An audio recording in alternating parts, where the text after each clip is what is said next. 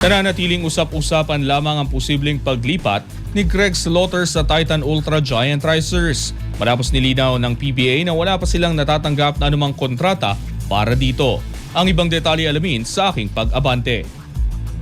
Wala pang natatanggap na kontrata ang Philippine Basketball Association kaugnay ng inaasahang paglipat ni Greg Slaughter sa Titan Ultra Giant Racers. Ayon kay PBA Commissioner Willie Marcial, hindi pa nagsusumite ng anumang dokumento ang Titan kaya wala ring anumang proseso na kinakailangang aprubahan ng liga. Wala namang kailangan green light sa PBA.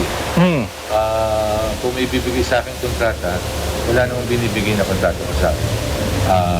Titan. Nauna nang lumutang ang mga ulat na may napagkasunduan na umano ang magkabilang panig at naghihintay na lamang ng go signal mula sa PBA. Ngunit nilinaw ni Marcial na walang dapat hintayin ng Titan maliban sa pagsusumite ng kontrata.